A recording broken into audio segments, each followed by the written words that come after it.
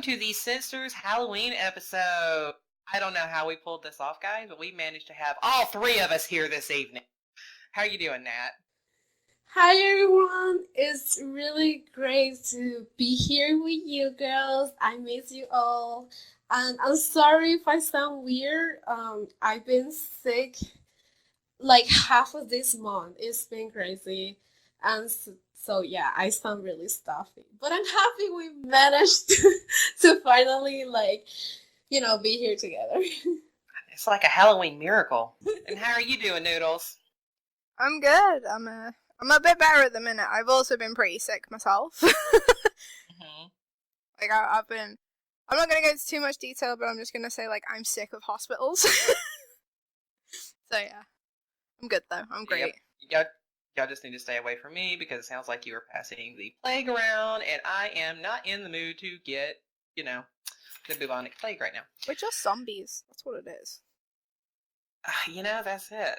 That's the reason we were all managed to get together. So what we're going to do, since it's a Halloween episode and it's a special episode, we're going to be telling some stories about crazy things that occurred on Halloween, and then some Halloween traditions, and then some Halloween facts. And then we're going to finish the show out with me reading The Raven by Edgar Allan Poe, which Noodles had no idea what that was, so there is that.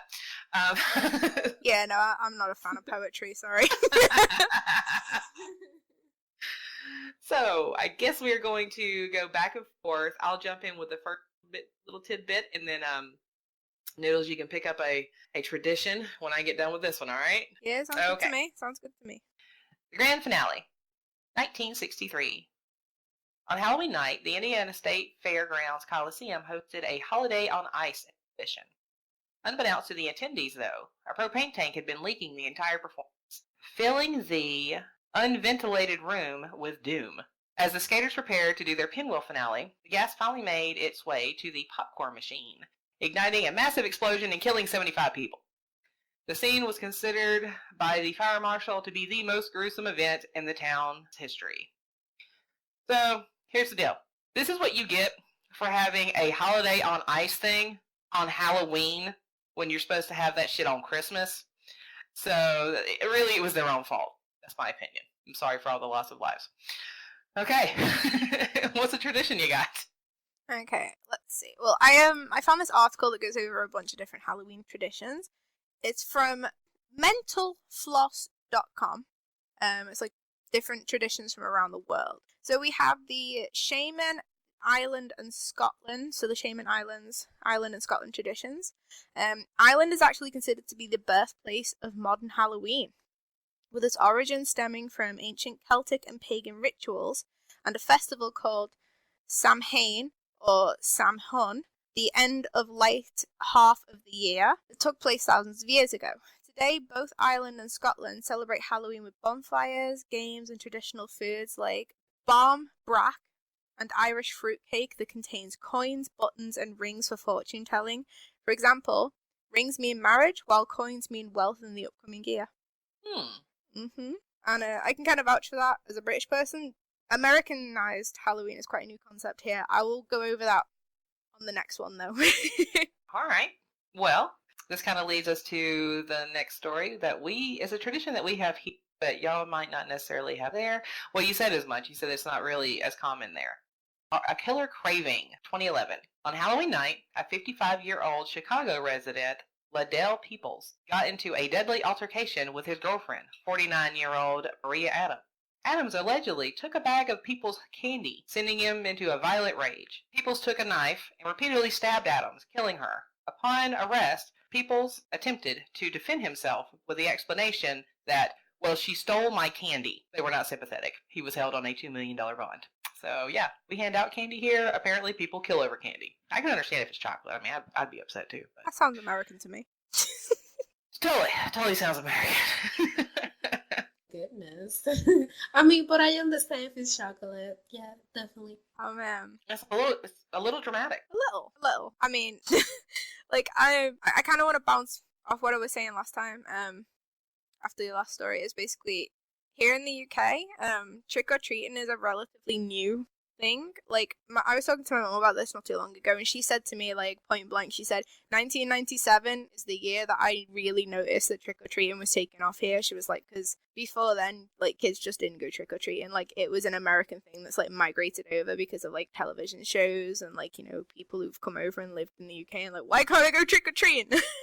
Like, before then, we would do a lot of pagan stuff. Like, I remember, as a very young kid, being with my mom and my aunt, and I'd go, like, bobbing for apples, and, you know, I'd be, like, doing hang apples, we do candy apples, we have a lot of apple-based traditions. There's a lot of apple-based traditions. Yeah, there was also, I remember carving a turnip at one point, that was cool. Carving pumpkins is weird to me. Like, I've tried carving a pumpkin, I'm like, this ain't a turnip, what are you doing?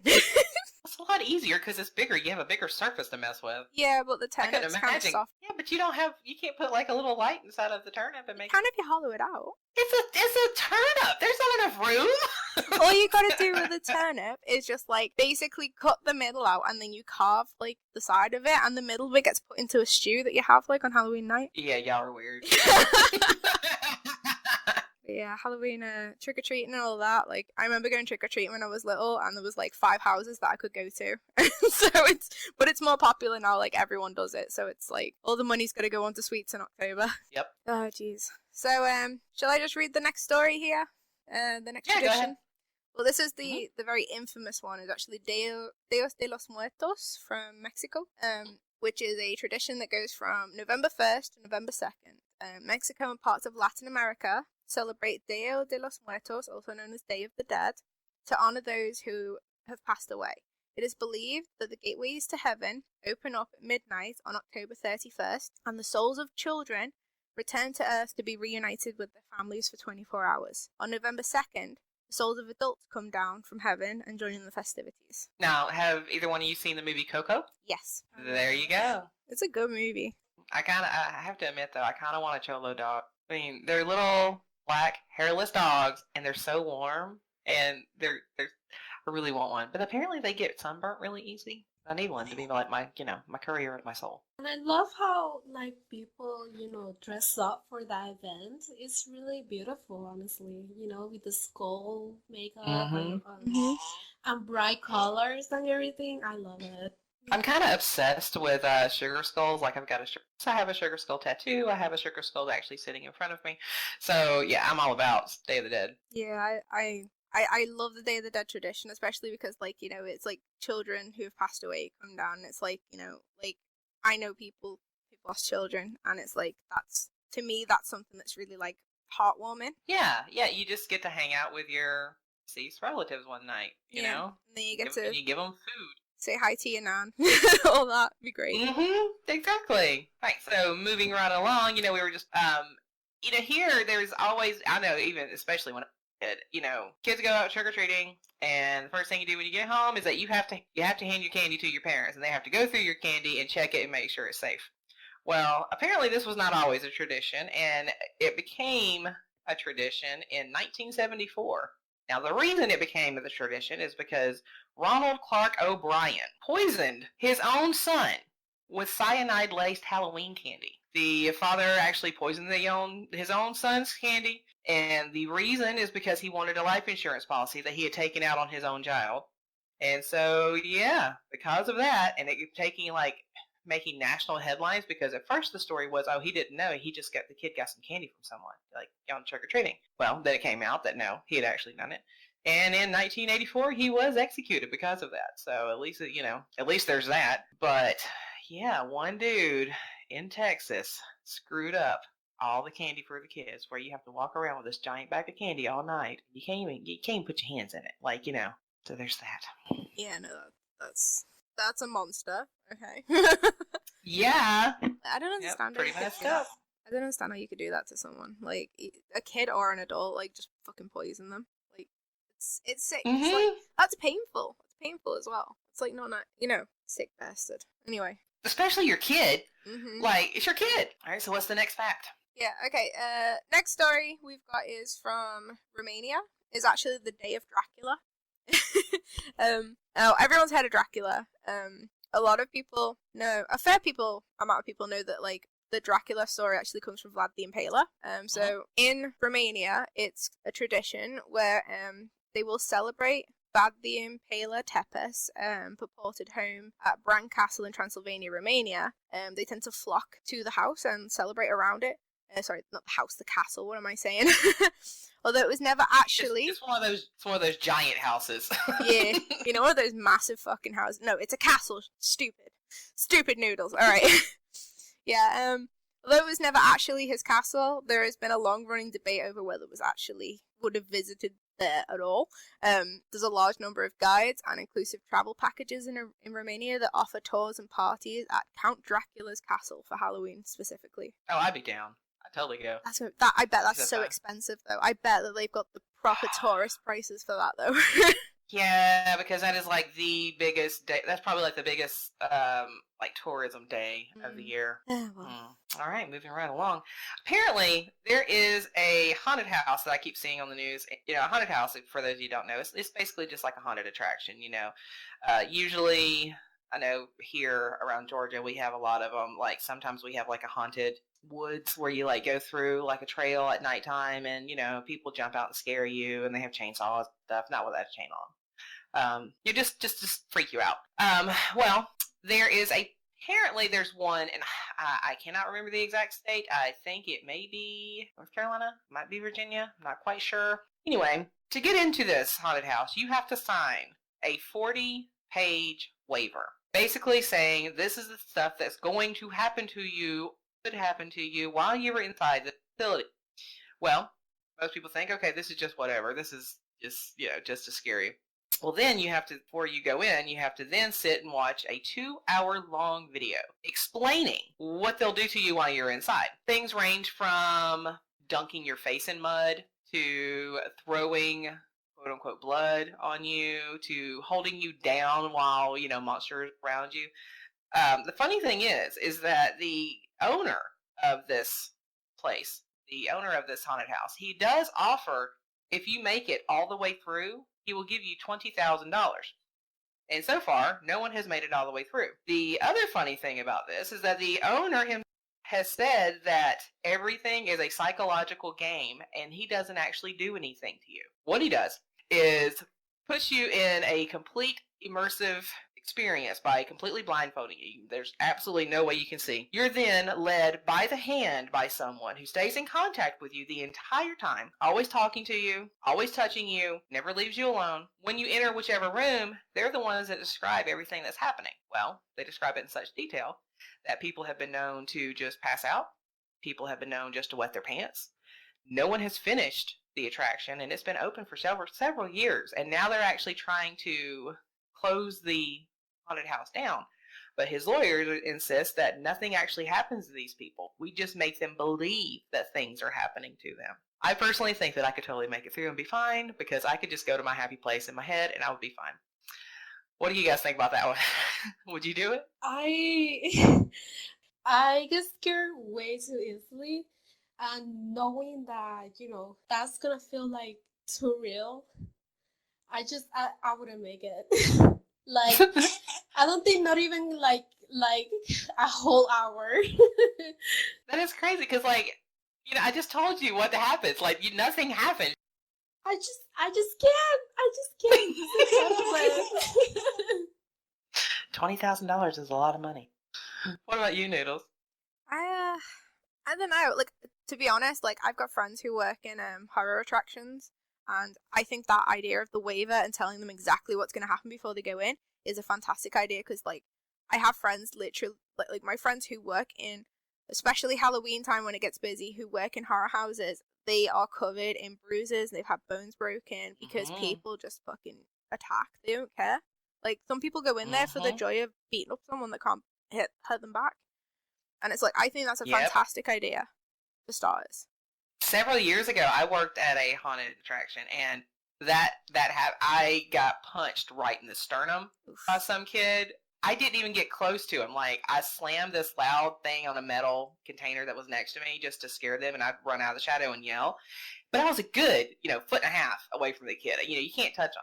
Mm-hmm. And he was a teenager, and he punched me right dead in the chest.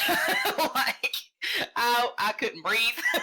security came and took him out, but it was horrible. So, yeah, I can see how people get really, really freaked out. And yeah, no, it's just, if you're going to a haunted house or something like that, if you're doing something like this for Halloween, don't fucking hurt the people. You're paying them to give you an experience. Don't fucking hurt them, you moron. Sorry, that's a pet peeve. Like, fuck people like that. Exactly.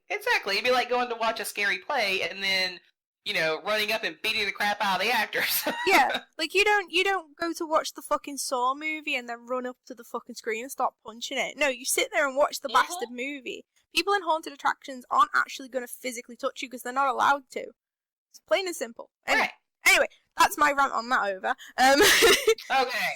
But I want to right along. hang What on. else you got? I want to say that I don't think I could do that, because coming from a place, like, I'm gonna be straight honest here, like, coming from a place of someone with PTSD, like, I don't deal well with the dark anyway. So yeah, that's not gonna do well for me at all. Nope. Well, I'll tell you what. I'll go through and I'll split the money with you guys. How about that? All right then. That's a deal. Okay. That sounds like a good idea. So, next tradition we have actually got the Kawasaki Halloween Parade in Japan. The end of every October, for the past 21 years, nearly 4,000 costumed Halloween enthusiasts from all around the world have gathered in Kawasaki, just outside of Tokyo, for the Kawasaki Halloween Parade, which is the biggest parade of its kind in Japan. However, not everyone can simply join in the festivities. The Kawasaki Halloween Parade has very strict guidelines and standards for participating, so you have to apply for entry and pay a fee before the parade would even begin, which, by the way, watching is actually free. So you can show up and see the parade, but like, anyone can enter, but you have to follow the rules, basically. And is there anything spectacular about it? Just the Halloween costumes? You're just paying to show off your costumes? Basically, yeah. I mean, there's a lot of, like, from the pictures that I can see here, like Japanese yokai and things like that. There's a lot of, like, traditional costuming, as far as I can see. But there's also, like, I've seen a picture so far of a lady dressed as the Grudge. That makes sense. Yeah, I think it's generally just it's going to be horror characters and, Japanese yokai, demons and all that stuff, because Japan's very big on, like, tradition and, like, bringing, like, prosperity through Japanese means. And the Japanese also, they have, like, a long tradition of, like, some really jacked up ghost stories, like, like The Grudge, number one. Yeah. But, The Ring, stuff like that. They can tell a tale. So that's actually pretty cool that they do that. Got, like, a whole parade thing dedicated to. Yeah, pretty neat. Cool. Okay, moving along. This was actually kind of crazy. Like, I didn't realize this, and I've read about this gentleman several times, but I never knew this story. Apparently, on October the 31st, 1981, a couple was murdered in their Manhattan home. They were severely beaten and then shot in the head, execution style, and their house was completely ransacked. The murder was thought to be drug-related. However, word from a prison informant turned the case on its head, as inmate David Berkowitz, the notorious Son of Sam killer, predicted the murder weeks before it happened. He gave eerily accurate accounts of what was done to their house, what was done to the people, even though there was stuff, nothing was released, and had every last detail. Clearly, he wasn't the one who did it because he was in prison. And they went through all of his letters and all of his communications, and there was no one who told him what they were going to do, and they read all their outgoing mail. But he didn't tell anyone what to do. So the question is how the hell did he know every last detail about this murder? Now keep in mind, he's the one that was, I believe he was a postal worker. I'm not sure. I think he worked for the Postal Service. But he was schizophrenic. However, he was untreated schizophrenic, and he went completely nutters and actually went on this killing spree, saying that his neighbor's dog had told him to commit these murders. And that the dog was Satan, I think. Logical. That's what you do. Mailman dogs. You listen to the dog. That dog was definitely a So- chihuahua. Continue. Oh yeah. No. It was like kill them, toy. But yeah, what do you guys think about that? What kind of crazy crap is that? I'm never gonna get over about a dog telling him to kill. Mm-hmm. That's just too crazy. Like, and you're gonna listen to the dog. I mean, I get, if I'm looking at a dog and it is speaking to me, yes, I might listen to the dog, but then I might be like, okay, we need to put, something's going on. Hannibal fucking Lecter over here. Hannibal Retriever. Oh no. Hey, But I don't know, like that. To me, like if it wasn't for the fact that he's an untreated schizophrenic before he went on a murdering spree, I would have said that was a very long planned, like he'd been planning murders like in advance, and like, do you know what I mean? Like he probably had like a book with a partner or something, and they planned a bunch of stuff. But if he's like, it's very rare for like, prison psychiatrists and stuff to like get that shit wrong. Like if someone's schizophrenic, they're usually schizophrenic. So yeah, and I mean they actually tried to use the insanity when he was in prison, and even the doctor was like, yeah, he's legitimately schizophrenic, but the justice system being what it was in the 80s in New York, he still was put on death row. Yeah, Because of it. I guess my only input on it would be like either he's diagnosed as schizophrenic, but the shit he's seen is real, or it's more likely that even a wrong clock is right twice a day. There is that, but the thing that gets me is like he knew the detail. Yeah, he was able to articulate these things weeks before it happened. Yeah, it's kind of fucky. It's messed up. Completely messed up. Alright, what else you got? Okay, we have got, now excuse my butchering, the Pangangalulua in the Philippines. That word is a tradition in the Philippines in which children go door to door, often in costumes, where they will sing and ask for prayers for those stuck in purgatory, instead of asking for, sweets and things like they do in America. While the rituals have increasingly been supplanted by trick-or-treating over the years, some towns are working to revive the Pangang Alulua as a way of keeping the tradition alive, and as a local fundraiser too. That's in the Philippines. Philippines got some messed up stuff going on down there too. I like that tradition though, like, singing for those who are in purgatory is like, okay man, but like, the fact that the kids go out and, just sing for people, like, you don't got no risk of fucking poison sweets. That's something. That's true. Though, that's kind of interesting, because I was reading something earlier about, it was about Ireland, talking about where they think the tradition of, like, trick-or-treating came from. Children and the poor would go around, they called it souling, or there was a word with a G, ghouling or souling, kind of both. And basically they would go around from house to house and they would ask people for food, for sweets, for anything. Yeah. And they did it that one particular night of the year, and they would give them, cakes and sweets and stuff like that, or just whatever they had, but it was... I'm guessing that started in, like, the Great poor would Depression kind of thing. I think it was before that. I think it was way before that. Like, around potato famine time? Yeah. So, that was like, what, the 20s? Maybe? What was the potato famine? I don't fucking know. Don't ask me, I don't know. 1800s. I was asking my husband. Thank you, husband. Thank you, husband, Betty Tucker. Husband Betty Tucker. So about the 1800s. So I can see, that is a kind of tradition that kind of went different places, but I don't know.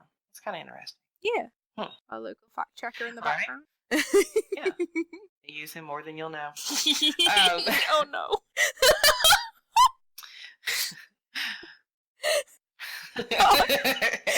My mind went to bad places. Oh no. Brown chicken, brown cow. Oh no. Okay. All right, now this one is the most horrifying. The rise of fascism.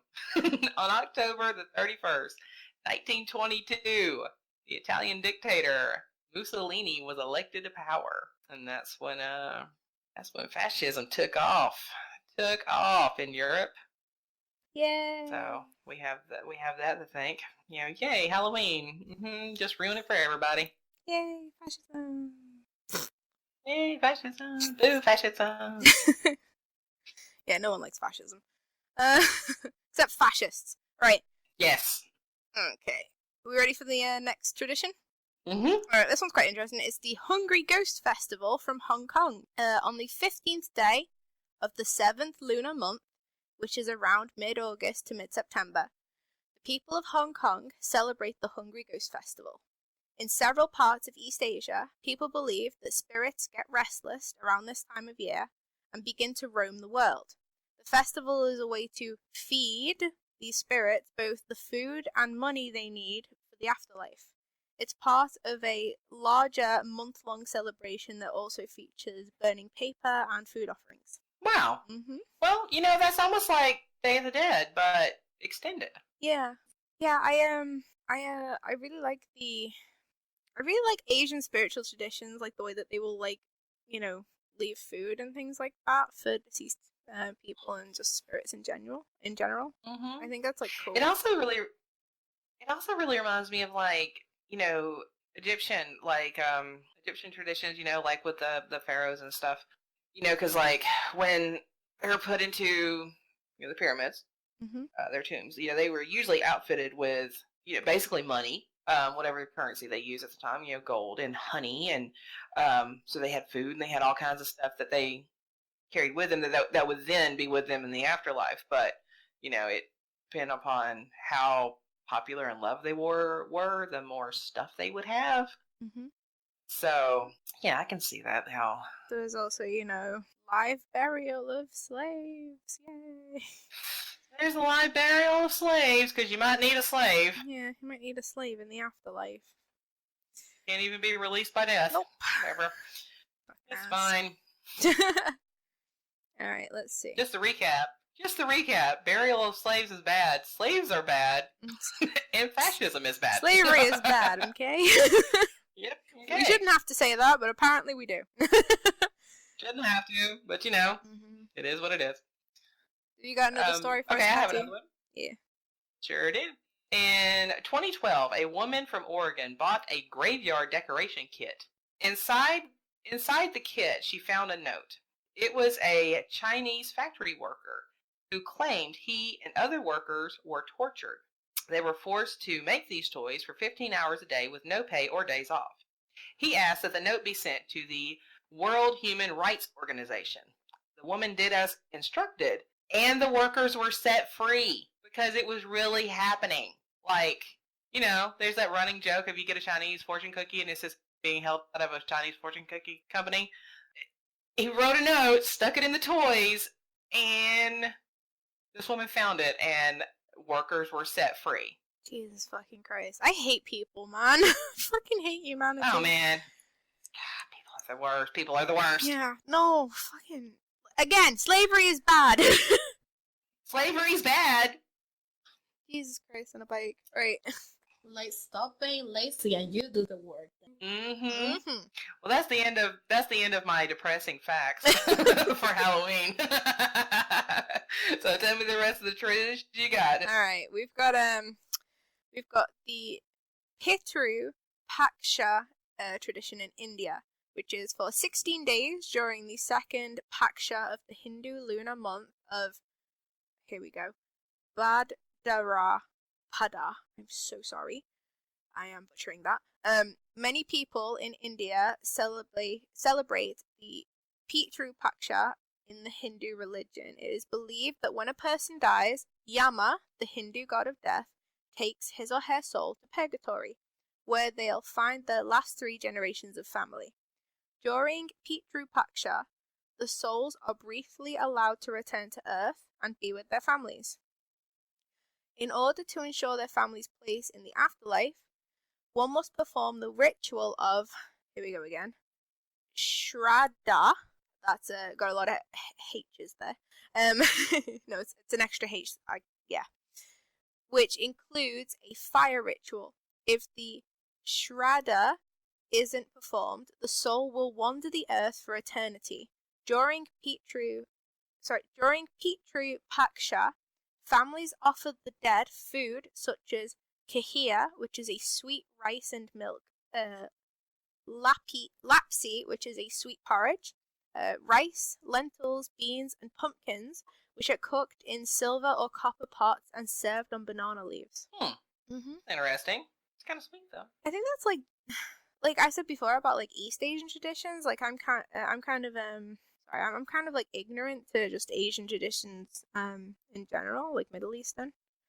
So that's good to learn. Is like it's just an Asian tradition in general to like leave food for the dead. Yeah, it's to honor your ancestors and those who have passed. Interesting to learn about. Yeah, that's so nice. You got anything you want to add, Nat? Yeah, that is really nice. I don't know. That's something I would actually do too, cause it's respectful. Yeah, I would do it. Yeah, I like respectful traditions. I think that's a theme here. We like the respectful ones. Okay, let's see. Yep. We like respectful things. We don't like Nazis. Don't like slavery. Yeah. Okay, so the next one is more butchering of words. I apologize. Dzień Zatuzyny in Poland. In early November, people across Poland travel to cemeteries to visit the graves of their family members. I can't say it again, I'm sorry. It's Dzień Zatuzyny is like the equivalent of All Souls Day for Catholics in the country. The holiday is celebrated with candles, flowers, and offerings of prayer for the departed relatives. And on the second day, people attend a requiem mass for the souls of the dead. That's another one honoring ancestors.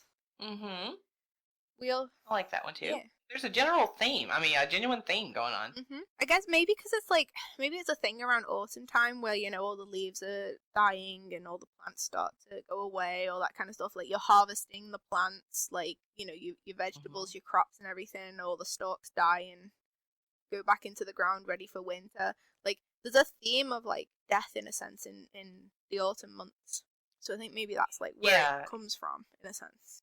Right, yeah, it is. Because everything's starting to die, and then, you know, spring is rebirth, obviously. Yeah.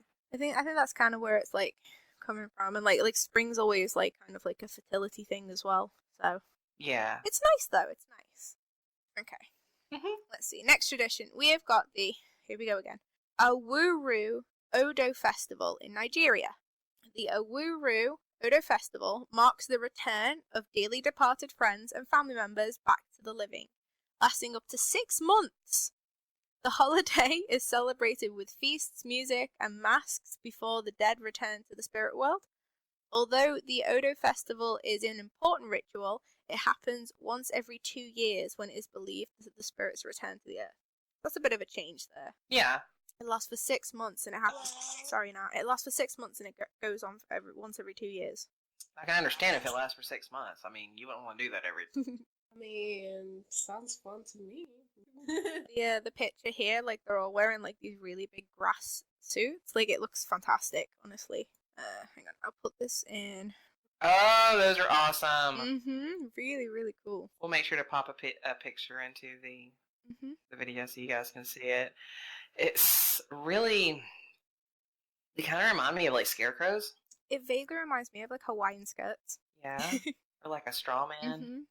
Oh, the Wicker Man Festival. Yeah. Wicker Man. Gotta burn up Nicolas Cage. Can we not put that in the video? We're gonna get sued. Thieves. We're gonna get sued for like wanting to murder Nicolas Cage. It's alright, Nicolas Cage understands. Oh, fucking hell. Okay. He'll just be happy to be mentioned. He'll want a script so he can act at the end of the video. Okay. Right, next tradition. We've only got 3 more left. The Puchum Ben from Cambodia. From the end of September to the middle of October, Buddhist families gather together to celebrate Puchum Ben, a religious holiday which celebrates the dead. People give foods like sweet, sticky rice and beans wrapped in banana leaves, and visit temples to offer up baskets of flowers as a way to pay their respects to the deceased ancestors. It is also a time for people to celebrate the elderly. Aw. I like that. That's like a party, like Nana's party time. Do you know what I mean? It's kind of sad, though. It's like, hey, we're celebrating the dead people. Oh, yeah, and Grandma, you're close to death. It kind of reminds me of that old running joke where it's like, the grandma at the wedding is like, no, when are you getting married? And they're like, no, when's your funeral? There's like another version of that joke where it's like, oh, you're next at the wedding, and then they turn back to them at the funeral and get them back like, you're next. You're next. That's so shit, but it's funny. It's horrible. Oh, it's awful, but it is low-key funny, so. Yes, because we also have a dark sense of humor. Mm-hmm. That's why we're doing this. That's how we roll. Yeah, that's how we roll. Okay. The next one we've got is the Ognissanti in Italy. It is the All Saints' Day, November 1st. It is a national holiday in Italy, better known as the Ognissanti. The festivities usually begin a couple of days before, when people begin leaving fresh flowers, generally chrysanthemums, ooh, my favourite flower, on the graves of the departed loved ones. I'm going to say that again. On the graves of departed loved ones, as well as complete strangers, turning the country's cemeteries into beautiful displays of colour. Italians also pay tribute to the departed by putting a red candle in the window at sunset and set a place at the table for those spirits they hope will pay a visit. Mm-hmm. I like that one. I like the flowers, especially the chrysanthemums. I'm happy. But I like chrysanthemums.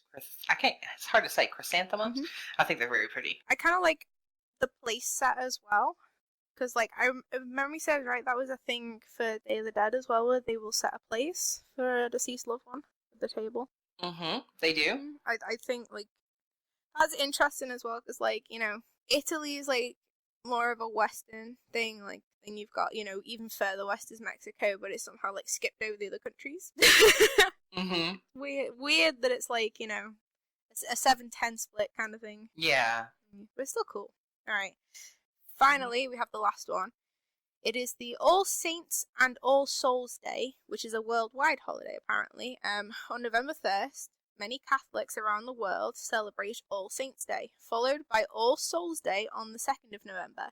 It is an annual time to honour the lives of the saints who died for their Catholic beliefs, as well as the souls of the dead family members. In observance of the holiday, people go to Mass and visit the graves of their loved ones. While the event is celebrated worldwide, Germany has its own tradition. Many hide their kitchen knives so that returning spirits won't be accidentally harmed or use the same knives to harm the living. Oh, God. Only Germany. I'm sorry. Only Germany. Jesus Christ. Oh, man. I've heard of some weird traditions and stuff from Germany before, so like that doesn't really surprise me that much. Oh, yeah. The Germans are weird. The Germans are weird. We love the Germans, but the Germans are weird. Oh, yeah. Like, I think, like, to me personally, I think, like, the word Schadenfreude is, like, the greatest word ever, and it's the most German word ever.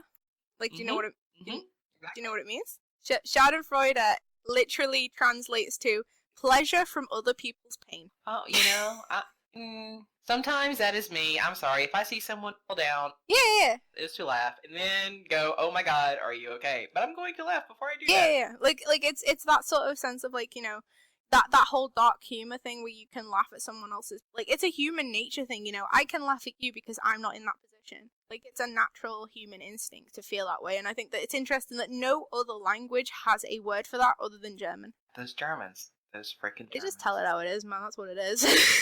Yeah, they do. They're like, whatever. That thing? It's funny. It's funny. Mm-hmm. We're gonna laugh at it. Yeah, we're gonna laugh at this because it's funny. Okay, I think we're good here for today. Unless you want to do a feel-good story on that guy with the amazing one-legged costumes. Oh, yeah. Yeah, we're gonna post the pictures. There's this guy, and he is a amputee. He has, I believe it is his left leg that was fully amputated, like up to the hip. Well, do not feel bad for this gentleman. Do not take pity upon him. He he comes up with the most spectacular Halloween costumes you have ever. We're talking about one. He's a flamingo. One. He is the Pixar lamp.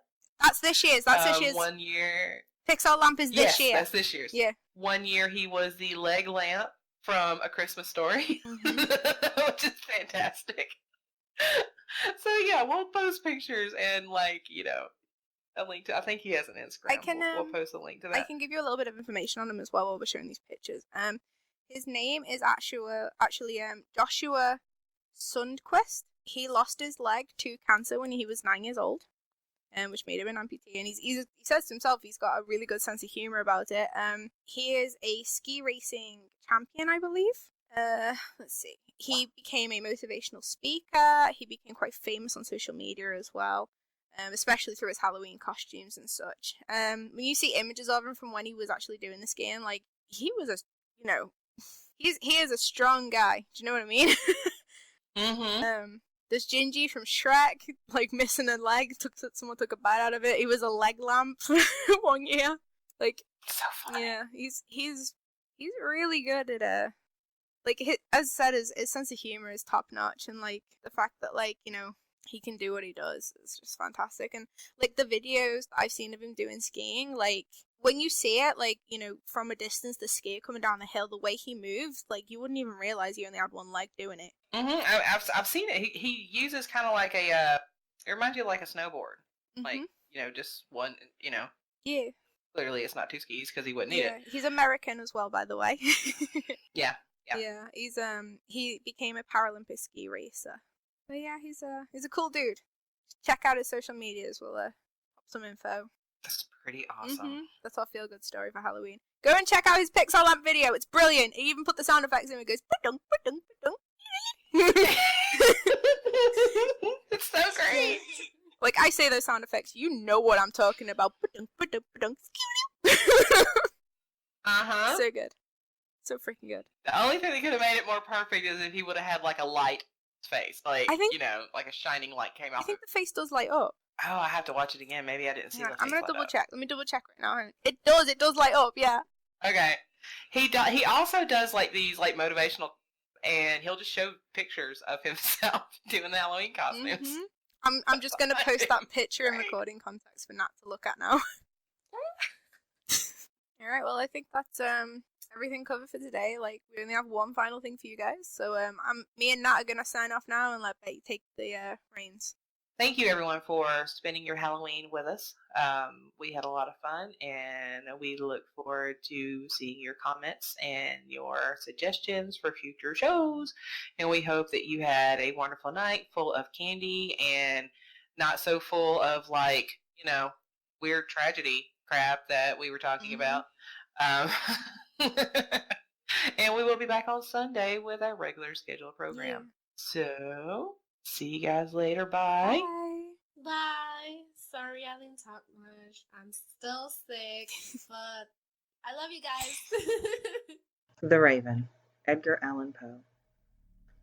Once upon a midnight dreary, while I pondered, weak and weary, over many quaint and curious volumes of forgotten lore, while I nodded, nearly napping, suddenly there came a tapping, as of someone gently rapping at my chamber door. "'Tis some visitor," I muttered, tapping at my chamber door. Only this and nothing more. All distinctly I remember it was in the bleak December, and each separate dying ember wrought its ghost upon the floor. Eagerly I wished the morrow, vainly I sought to borrow from my books surcease of sorrow, sorrow of the lost Lenore. For the rare and radiant maiden, whom the angels name Lenore, nameless here forevermore.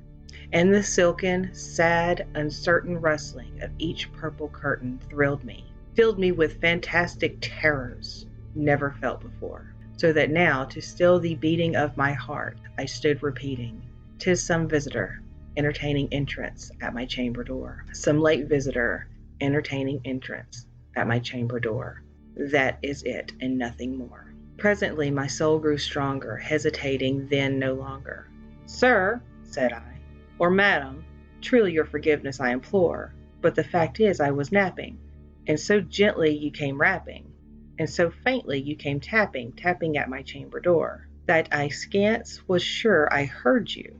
Here I opened wide the door, darkness there, and nothing more. Deep into that darkness peering, long I stood there wondering, fearing, doubting, dreaming dreams no mortal had ever dared to dream before. But the silence was unbroken, and the stillness gave no token, and the only word there spoken was the whispered word, Lenore. This I whispered, and an echo murmured back, Lenore, merely this, and nothing more. Back into the chamber turning, all my soul within me burning. Soon again I heard the tapping somewhat louder than before. Surely, said I, surely that is something at my window lattice. Let me see then what threat is, and this mystery explore. Let my heart be still a moment, and this mystery explore. 'Tis the wind, and nothing more. Open here I flung the shutter, when with many a flit and flutter, in there stepped a stately raven of the saintly days of yore. Not the least obeisance made he, not a minute stopped or stayed he, but with mien of lord and lady perched upon my chamber door, perched upon the bust of Pallas above my chamber door, perched and sat, and nothing more. Then this ebony bird beguiled my sad fancy into smiling, by the grave and stern decorum of this countenance I wore. Though thy crest be shorn and shaven thou, said I, art sure no craven, ghastly grim and ancient raven wandering from the nightly shore. Tell me what thy lord name is on this night's plutonium shore. Quoth the raven, nevermore. Much I marvel this ungainly fowl to hear discourse so plainly. Through its answer little meaning, little relevancy bore, for we cannot help agreeing that no living human being ever yet was blessed with seeing a bird above his chamber door. Bird or beast upon the sculpted bust above his chamber door, with such a name as nevermore. But the raven, sitting lonely on the placid bust, spoke only that one word, as if his soul in that one word did outpour. Nothing farther than he uttered, not a feather than he fluttered, till I scarcely more than muttered, other friends have flown before. On the morrow he will leave me, as my hopes have flown before. Then the bird said, nevermore.